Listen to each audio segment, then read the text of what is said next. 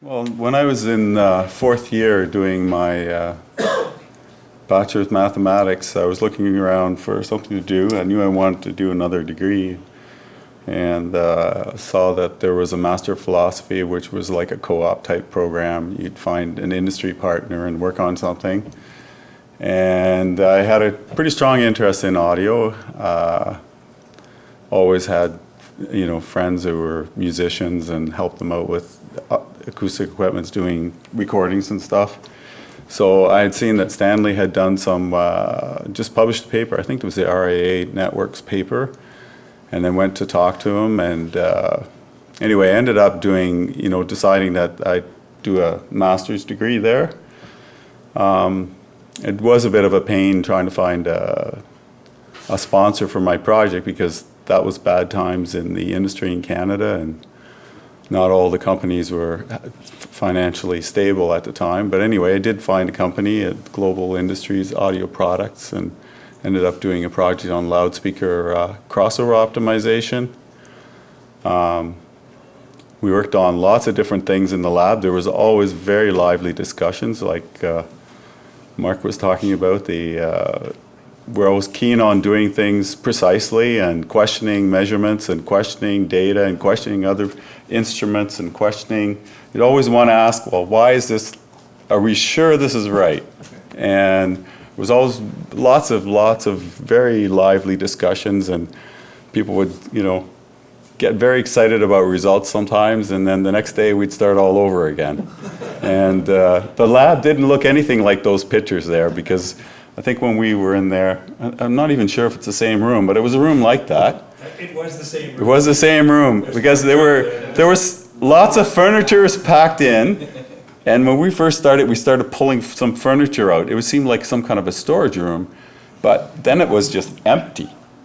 And now, I had to get a desk in there to work in there, and now it's amazing that all that stuff's still around. It's just like, oh man. Where I work, we have to, space costs money, so we have to trash everything. And we take some pictures of our prototypes, and then it goes. So it's kind of neat seeing all the old stuff still kicking around.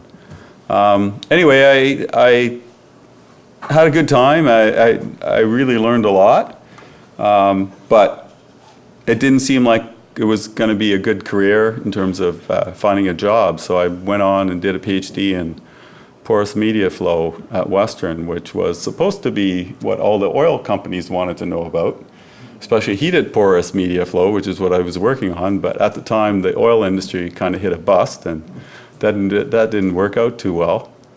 And I had applied to an RA position at NRC, and Floyd Toole, who was there, somehow saw my name on an application, and he was given a research associate because he had done some very good work and had been close to winning an award.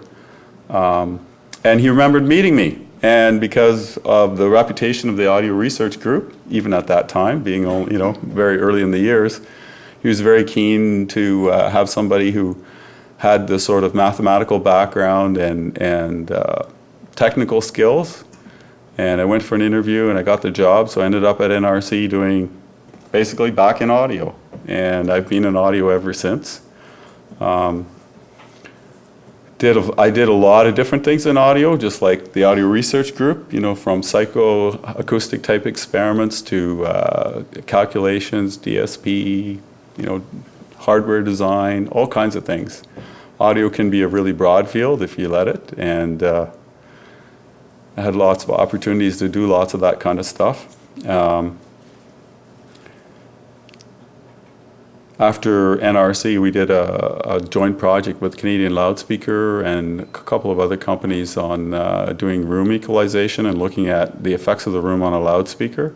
So we ended up doing mostly subjective testing, showing that the speaker position matters, the room matters, all kinds of things that are, when you're trying to do precise listening of tests and evaluations between multiple speakers in the room at the same time, that these other effects confound the results. And at some point, those effects are bigger than the differences between loudspeakers in terms of being able to show statistical differences. And then we went on and worked on some equalization type methods for trying to minimize those effects, so equalizing a loudspeaker in a room. And it sort of started off with, I had worked, when I first got to NRC, I actually got pushed away from audio because the winds were blowing and Mulrooney was cutting people, so I ended up working on active noise control for about 3 or 4 years first. So I tried to apply some of the ideas from active noise control in room EQ and standing mode control and that sort of thing. I saw a duct there in the picture and I'm thinking, yeah, I built one of those at NRC and I did those experiments as well. It's kind of coincidence, I guess. Anyway, the influence on me was mostly just don't trust everything at first glance and always be willing to question, the result you're getting when you're doing an experiment. Make sure you do experiments, don't just do thought experiments. Like, it's good to do the thought experiment and get the, equations down on paper and work through them, but then in the end you've got to test it. It's got to be real and it's got to make sense. And if you get a result that doesn't make sense, make sure you can try to do some kind of an experiment to show that whether it is or it isn't right. Also, the whole mythology of audio that Mark was talking about, I was heavily observant of all that, and I learned not to get involved. Just, it's like you can't get the last word. So, people are true believers, and there's true believers out there, and there's nothing you're ever going to do to change their minds. It's a religion, so, and it's hard to be politically correct, right? Especially now that I work for a company. I've worked for Paradigm for like over 20 years, and if you go to a trade show or you're at a demo, doing a demo, and somebody starts talking to you about wires and stuff, and you gotta kind of like, okay, no, it's a wire. It's just a wire. They want to tell you, anyway. So, and some people don't like that, and salespeople have a hard time with that because, dealers make a lot of money selling wires. It's a good upsell. And anyway. Yeah, I being from the math side of things, that really helped because you can work through all the equations, and there's a lot of nice theory and an application of a lot of sort of math that isn't too deep in audio. The feedback kind of things, all the digital signal processing, which I spent a lot of time in, it all goes back to some pretty basic mathematics, which isn't all that hard to understand.